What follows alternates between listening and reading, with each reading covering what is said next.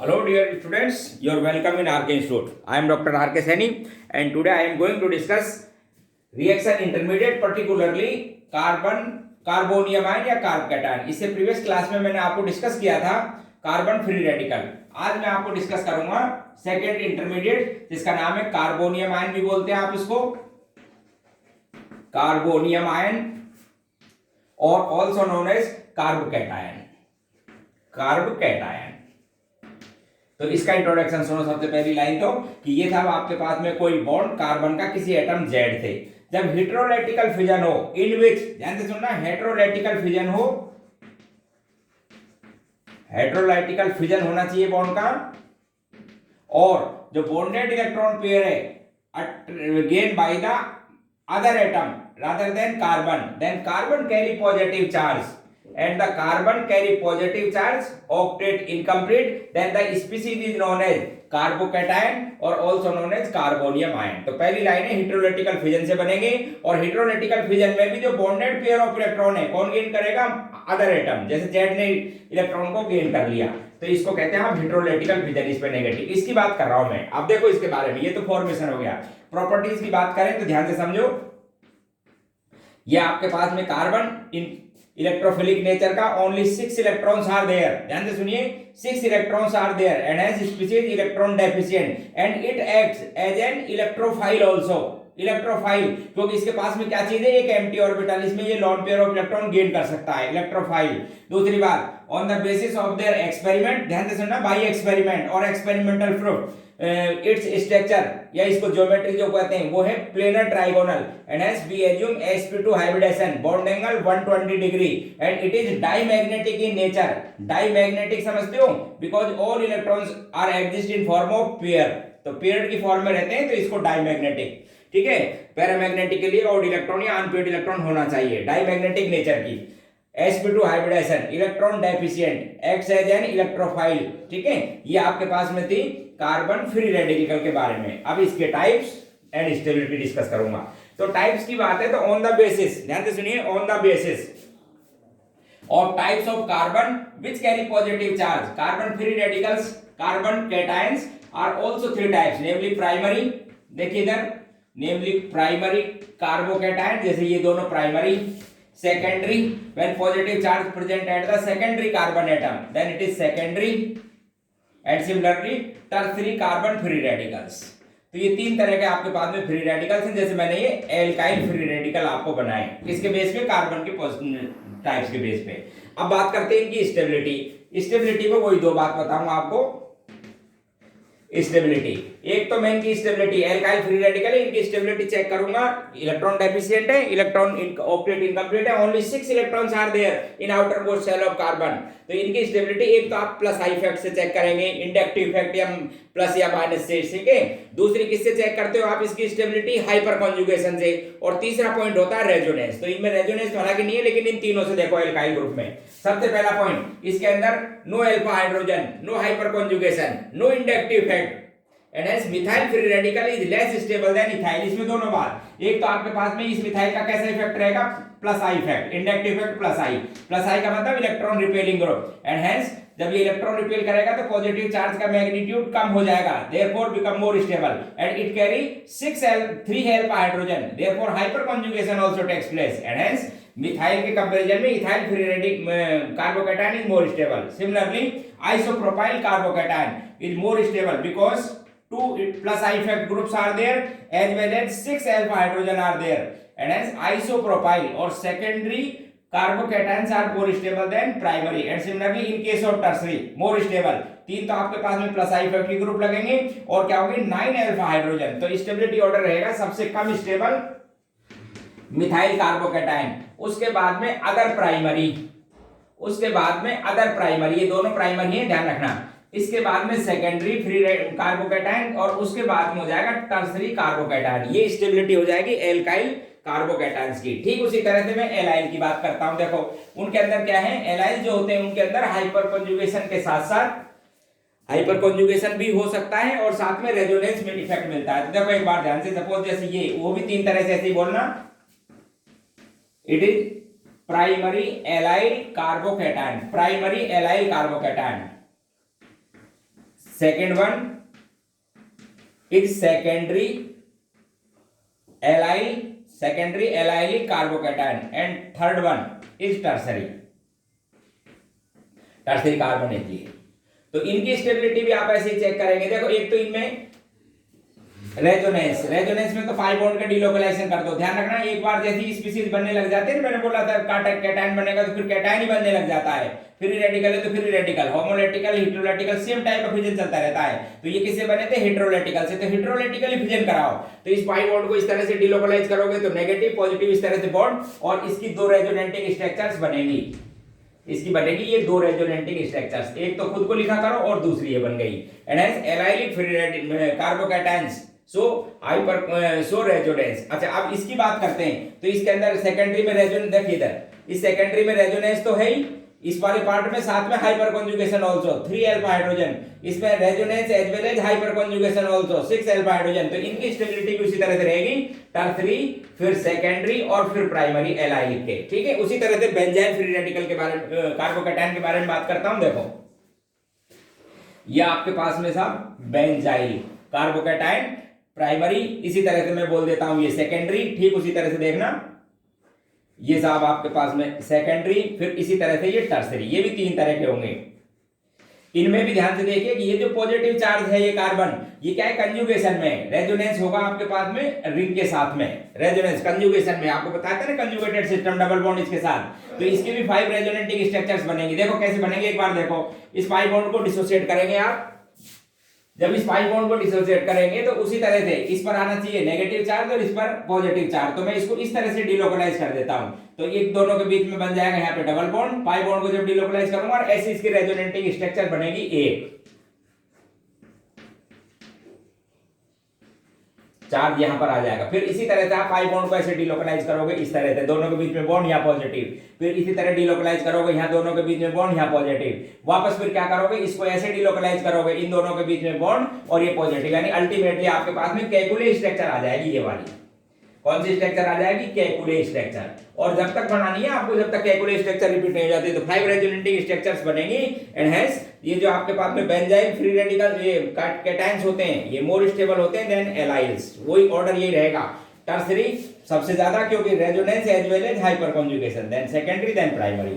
ठीक है, एक और खास बात, एक खास कैटायंस होते हैं साइक्लोप्रोपाइल मिथाइल कार्ब कैटायन। देखो एक बात बहुत इंपॉर्टेंट बोल रहा हूं, ये आपके पास में मिथाइल कैटायन था, इसका एक एच हटा दिया है मैंने और चार्ज है इस पे पॉजिटिव और क्या लगा दिया इसके अंदर?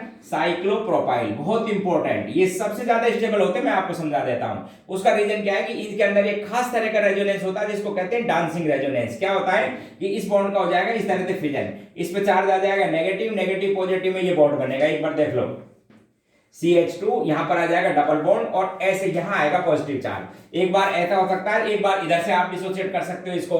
तो इसके 3 रेजोनेंटिंग स्ट्रक्चर है, इनको कहते हैं डांसिंग रेजोनेंटिंग स्ट्रक्चर। ऐसे तो इस डांसिंग रेजोनेंस स्ट्रक्चर, अच्छा पहली बात तो अनस्टेबल तो हाई था इस रिंग की वजह से, लेकिन जैसे ये खुल जाएगा ना तो इसमें कन्वर्ट हो जाएगा डांसिंग रेजोनेंस की वजह से, ये मोस्ट स्टेबल होता है। ये भी 3 तरह के, जैसे ये आपके पास में प्राइमरी, फिर इसी तरह से ये आपके पास में सेकेंडरी, ये सेकेंडरी साइक्लिक प्रोपाइल वाले और ये टर्सरी।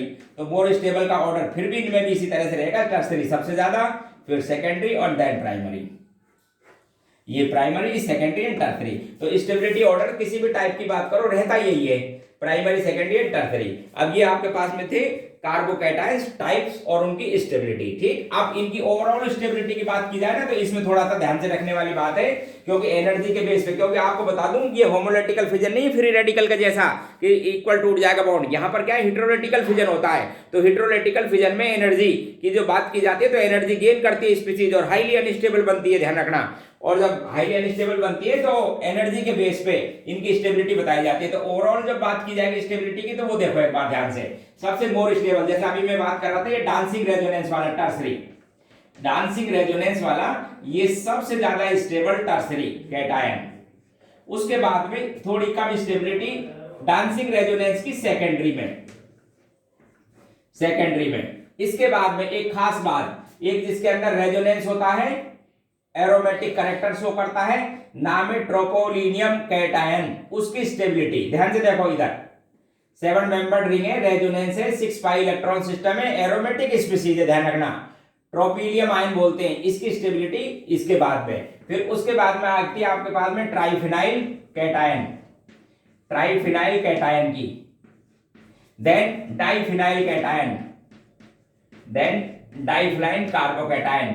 उसके बाद में आएगी आपके पास में इसकी प्राइमरी, डांसिंग रेजोनेंस वाले इस प्राइमरी की, ऐसे जहां तक। इसके बाद में स्टेबिलिटी आती है आपके पास में टर्सरी मिथाइल की। ध्यान से देखो, ये जो टर्सरी ब्यूटाइल है, टर्सरी ब्यूटाइल कार्बोकैटायन की स्टेबिलिटी इससे ज्यादा। फिर उसके बाद में आती है आपके पास में बेंजाइल की, बेंजाइल। फिर उसके बाद में आती है एलाइल, एलाइल,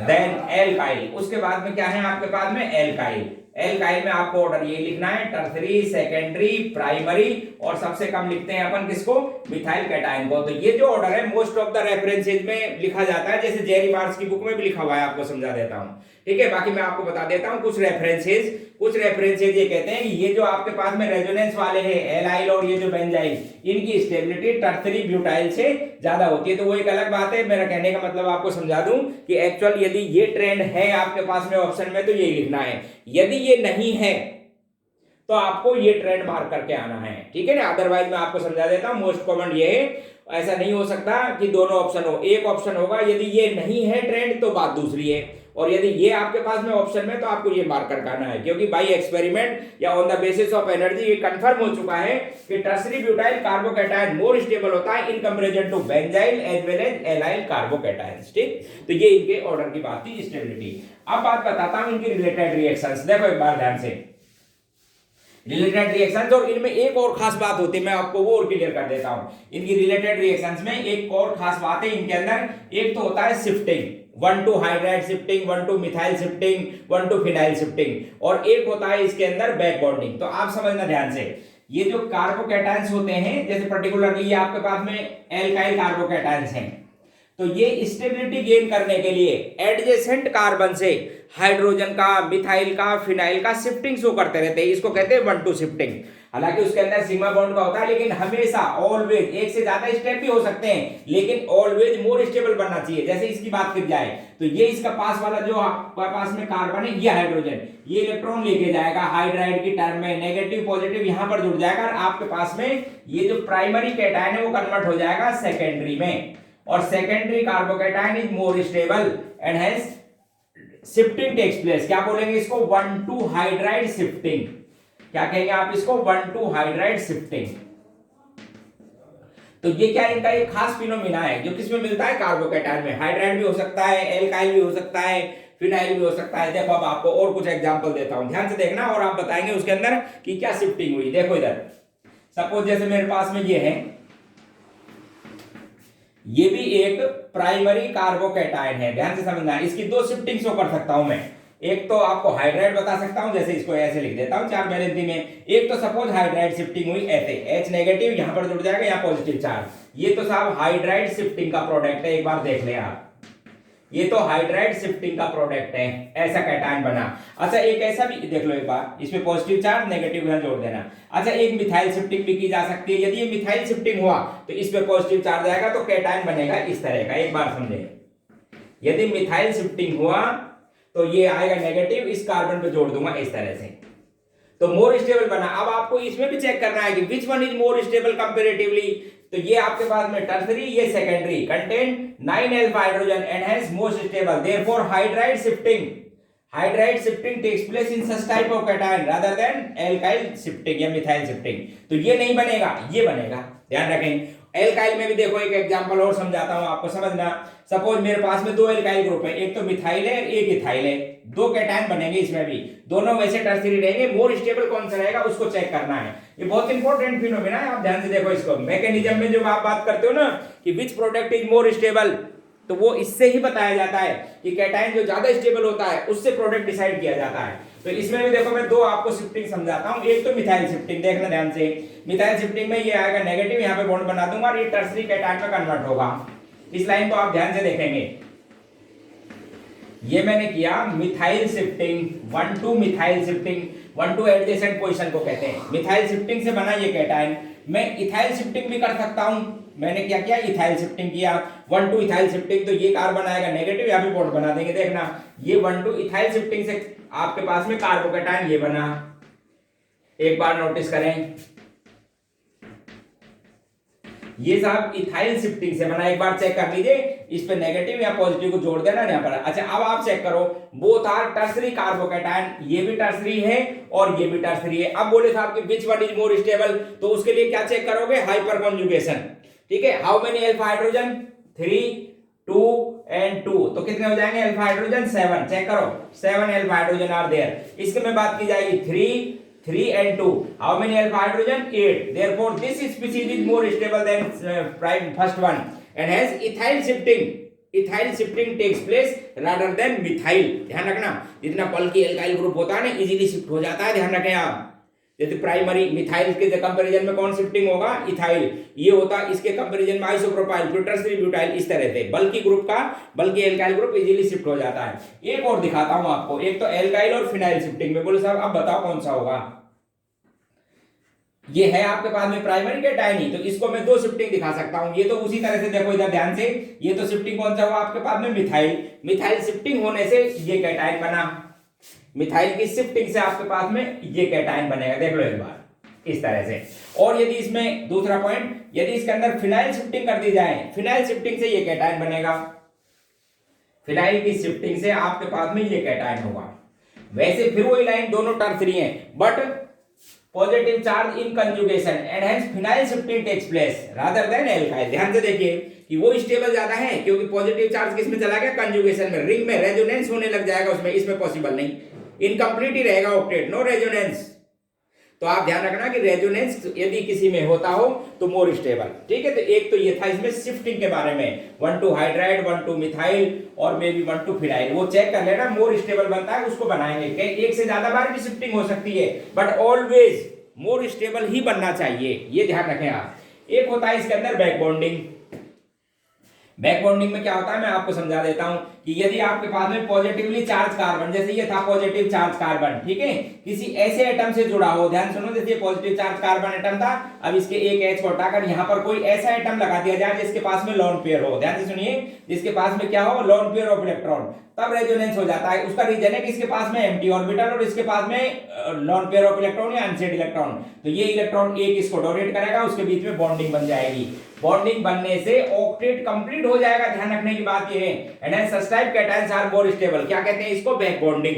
तो ये फिनोमेना भी मिलता है आपके पास में कार्बोकैटायन में। फॉर एग्जांपल देखो इधर ध्यान से, फॉर एग्जांपल जैसे मेरे पास में ये कैटायन था, यहाँ पर जुड़ा हुआ था कोई नाइट्रोजन वगैरह, नाइट्रोजन में क्या होता है, लोन पेयर, तो इसमें शो कर जाएगा रेजोनेंस और सभी का ऑक्टेट कंप्लीट। और आप एक बात ध्यान रखें कि जब ऑक्टेट कंप्लीट हो जाता है तो स्पीशीज मोर स्टेबल होती है, चाहे उस पर पॉजिटिव चार्ज हो या comparatively other species. And as इसमें जैसे फर्स्ट की बात की जाए और सेकंड की, तो second one is more stable due to resonance या कंप्लीट ऑक्टेट, ये भी एक टाइप का रेजोनेंस ही है। और एक और खास बात होती है कार्बोकैटायंस में, रिंग एक्सपेंशन। यदि रिंग लेस स्टेबल है तो वो मोर स्टेबल में कन्वर्ट हो जाती है, नेमली 4 कार्बन की यदि रिंग हो या 5th की, तो 4 की 5th में कन्वर्ट हो जाती है, और 5th की हो तो 6th में। जैसे इधर देखो ये बहुत ही अनस्टेबल टाइप की रिंग है।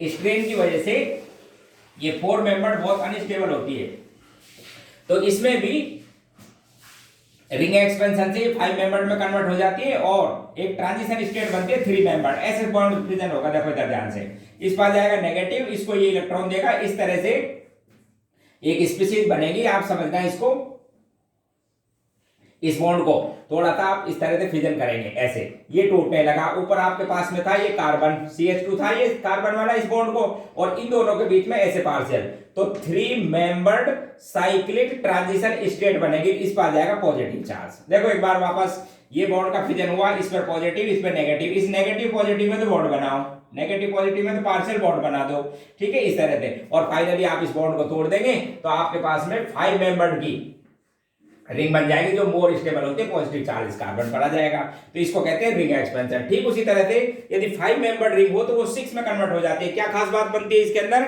3 मेंबर्ड साइक्लिक ट्रांजिशन स्टेट बनती है। 3 मेंबर्ड साइक्लिक ट्रांजिशन स्टेट के द्वारा बन जाते हैं ये एक्सपेंशन। ऐसे जैसे मान लीजिए सपोज मेरे पास में 5 मेंबर्ड रिंग होती, ये मेरे पास में 5 मेंबर रिंग होती, तो इसमें भी मैं यही करता, 3 मेंबर साइक्लिक ट्रांजिशन स्टेट बनती और ये जो 5 मेंबर है मोर स्टेबल 6 में कन्वर्ट हो जाती है। बॉन्ड को इसी तरह से ब्रेक करेंगे, यहाँ पर पॉजिटिव या नेगेटिव इन दोनों के बीच में इस तरह से एक पार्शियल बॉन्ड बनाएंगे। पहले तो 3 मेंबर्ड वाला, देखो इस रिंग को, ये जो बॉन्ड है ना, इसको पार्शियली ऐसे ब्रेक करना, यहाँ पर नेगेटिव चार्ज पॉजिटिव, इस तरह से इसको पार्शियली अटैच करना, यहाँ पर आ जाएगा पॉजिटिव चार्ज और ये आपके पास में रिंग थी। फाइनली इस बॉन्ड को आप हटा देंगे, जब इस बॉन्ड को हटाएंगे तो कार्बन 1 2 3 4 5 6 मेंबर्ड की रिंग बनेगी। ऐसे 6 मेंबर्ड की जो कार्बोकैटायन होता है वो ज्यादा स्टेबल होता है इन कंपैरिजन टू 5, तो ये रिंग एक्सपेंशन भी शो करते हैं। ये आपके पास में किसकी बात थी, कार्बोकैटायंस के बारे में, स्टेबिलिटी और उसके कुछ फिनोमिना। अब बात आती है इसकी केमिकल रिएक्शन, तो मैंने आपको बताई थी कार्बोकैटायन की क्या खास बात है, इलेक्ट्रोफाइल, तो जब भी कोई न्यूक्लियोफाइल आएगा उससे रिएक्ट कर लेगा एक लाइन। देखो इधर इसकी 2 रिएक्शन मेनली है, आपको समझा देता हूं। एक तो कोई न्यूक्लियोफाइल है जो इलेक्ट्रॉन डोनेटिंग स्पीशीज है, तो उससे रिएक्शन कर लेगा। आप ध्यान रखना, आपको स्टीरियोकेमिस्ट्री पॉइंट ऑफ व्यू से भी बता देता हूं, यदि ये कार्बन आपके पास में कायरल होता या इसकी तीनों वैलेंसी अलग अलग होती, तो ये चौथा न्यूक्लियोफाइल प्लेन के अबव और बिलो दोनों तरफ जुड़ सकता है, and hence racemisation takes place. यदि आपके पास में कायरल कार्बन होता तो उसके अबव और बिलो दोनों तरफ जुड़ता है, समझ रहे हो, तो दोनों बनते, डीबी बनता और एलबी बनता, रेसिमाइजेशन होता है उस प्रोसेस के अंदर। तो एक तो क्या है कि ये अटैच कर देते हैं किससे, न्यूक्लियोफाइल से, lawn pair of electron gain कर लेते हैं न्यूक्लियोफाइल से और स्टेबल प्रोडक्ट में कन्वर्ट हो जाते हैं, चार्ज खत्म। दूसरा इनकी खास बात, दूसरा यदि आपने बेस डाल दिया, बेस समझते हो ना, जो H+ आयन को एब्स्ट्रैक्ट करता हो, तो इनमें से जो अल्फा हाइड्रोजन है जिसमें फंक्शनल ग्रुप जुड़ा होता है या इस तरह से, तो उसमें से क्या है, H हाइड्रोजन बाहर निकल जाता है इस बेसिक मीडियम में, और बेसिक मीडियम में जब H+ आयन बाहर निकलेगा तो ये कन्वर्ट हो जाते हैं एल्कीन में, जिससे क्या है, ऑक्टेट कंप्लीट हो जाता है और बेस के साथ हाइड्रोजन चला जाता है। समझ रहे हो हमारी बात? तो ये 2 इसकी रिएक्शंस होते हैं, एक तो आप क्या करते हो, न्यूक्लियोफाइल से इसकी रिएक्शन करा सकते हो ऑक्टेट कंप्लीट करने के लिए, और एक बेसिक मीडियम में जो H+ आयन है, अल्फा H है, वो बाहर निकल जाता है, जिससे किस में कन्वर्ट हो जाती है, ये एल्कीन में। तो इस तरह से आप कार्बोकैटायन की रिलेटेड रिएक्शंस रीड करेंगे, ठीक। बाकी अगली क्लास में और इंटरमीडिएट स्पीशीज है, उनको मैं डिस्कस करूंगा, आप देखते रहना। Thank you.